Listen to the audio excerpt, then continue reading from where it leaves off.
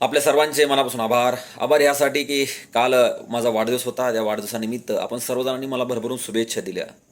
कोणी प्रत्यक्ष भेटून, कोणी अप्रत्यक्षरित्या, तर कोणी सोशल मीडियाच्या माध्यमातून, वेगवेगळ्या माध्यमातून मला काल शुभेच्छा दिल्या. खरंच त्या शुभेच्छामध्ये माझे मित्रपरिवार, माझे विद्यार्थी, माझे गुरुजन वर्ग, नातेवाईक सर्वांचाच यामध्ये मोलाचा वाटा आहे आणि सर्वजणांनीच मला भरभरून शुभेच्छा दिल्या. खरंच मी त्या सर्वांचे मनापासून आभार मानतो. परंतु बाबांनो, हा जो काही माझा वाढदिवस आहे, हा वाढदिवस मी खूप साध्या पद्धतीने साजरा करत असतो दरवर्षी. त्यामध्ये खरं तर केक हा मी शक्यतो आणत नाही किंवा केक कापण्यापेक्षा त्यापेक्षा आपण एखादा सामाजिक उपक्रम राबवला पाहिजे, मी ह्या मताचा असतो. आणि म्हणून मित्रांनो, ह्यावर्षीसुद्धा आपण कसल्याही प्रकारचा वाढदिवसा गाजावाजा न करता आपण एकदम साध्या पद्धतीने वाढदिवस अगदी झाडं लावून या ठिकाणी साजरा करत आहोत. यावर्षी आपल्याला या वाढदिवसानिमित्त आणि यशवंती आधार समाज संस्थेच्या माध्यमातून आपल्याला किमान 100 झाडांची लागवड करायची आहे.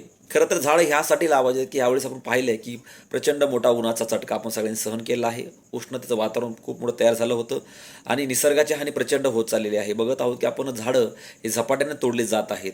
विकासाच्या नावाखाली झाडांची प्रचंड मोठी तोड केली जात आहे. तुम्हाला सांगायला एक मला वेगळेपणा वाटेल मित्रांनो, की एक झाड लावायचं म्हणजे त्या झाडाला लावल्यानंतर मोठं होण्यासाठी किमान 5 वर्षे लागतात. परंतु ते झाड तोडण्यासाठी मशीननं अगदी 5 मिनिटात तोडलं जातं. म्हणजे हजारो झाडांची कत्तल रोज होताना दिसत आहे.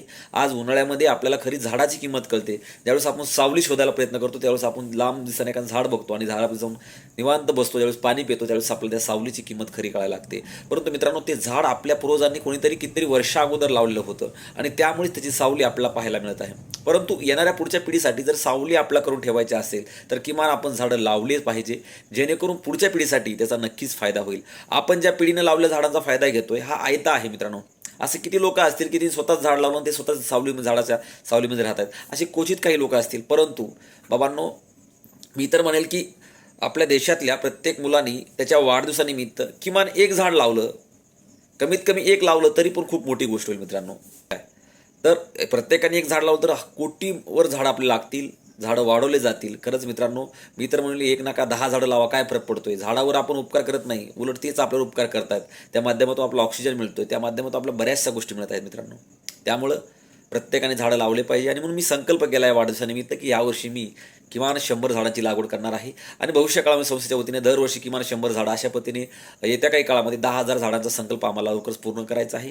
परंतु मित्रांनो, आज हा व्हिडिओ बनण्यामागचं कारण एवढंच होतं की आपण सर्वांनी मला भरपूर शुभेच्छा दिल्या. त्या शुभेच्छांचा मी मनापासून स्वीकार करतो आणि आपल्या सगळ्यांचे पुन्हा एकदा मी मनापासून आभार मानतो. यावर्षी आपण सर्वांनी ह्या पावसाळ्यामध्ये झाडं लावूया, एवढाच संकल्प करूया. इथेच थांबतो. धन्यवाद.